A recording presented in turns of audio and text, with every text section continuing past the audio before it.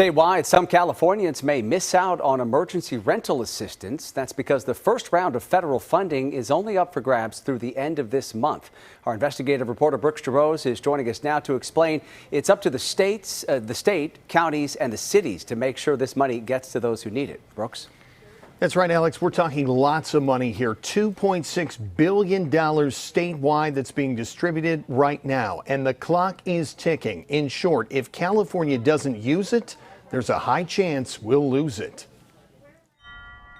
For 23 years, Zeta Flowers has called East Oakland home, a place she's raised 4 children and in some ways become the neighborhood nanny.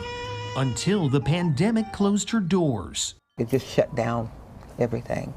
The 3 kids that I was about to take in, I couldn't. Financial hardship was met with some emergency rental relief, but even now there's worry about the future. I think about it a lot. I have a roof over my head currently, but I think about the ones that don't, and what they're really going through. It's a struggle. It's terrified, frustrated. The Eviction Defense Center is just one of a handful of groups in Oakland tasked with getting the federal funding and checks out the door. This is going to be $1,521. $2.6 billion was made available to California. $1.5 billion the state is tasked to oversee. The other $1.1 big counties and cities are supposed to put out. But for months, progress has been slow. There was no infrastructure in place to get this money out. So I always think of it as like taking a huge tankard of water to the desert and saying, okay, get all this water to the people who need it. The state auditor's office warns the funds are at high risk of mismanagement.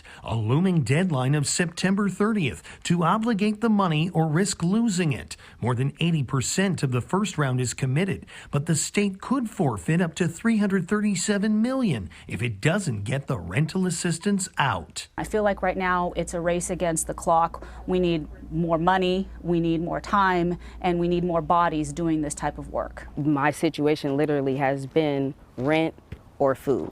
LaTanya Stelly lost her job and received help to make ends meet. So what would happen if you didn't have that rental assistance? I probably wouldn't have an apartment. I really wouldn't have any place to live, honestly. She says she's fearful of what will happen if the federal government claws back the unspent funds. It's so many more people that are on the streets every day. And it's so hardening to walk down the street and see these homeless camps popping up because it's too expensive to live here. One key takeaway, there is still help out there. You can still apply for emergency rental assistance beyond the end of this month. Congress passed a second round of funding as part of the American Rescue Plan. Now, to find out where to go if you're eligible and how to apply, just go over to our website, KTVU.com, and click on this story. I'm Brooks DeRose, KTVU Fox 2 News. Hey, Brooks, I am sure it's a complicated question here, but your piece kind of begs the question of why there wasn't a better system in place to distribute this money to the people who needed it. I think part of the problem, Alex, is they've just never had this massive amount of funds. And then you're talking about not just the state, but then the state passing it along to other jurisdictions, large cities having to distribute that money on their own.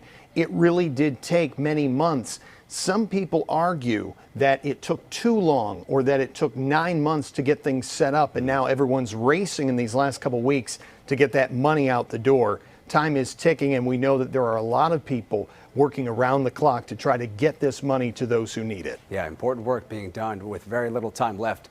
Brooks DeRose, live in the newsroom. Thank you.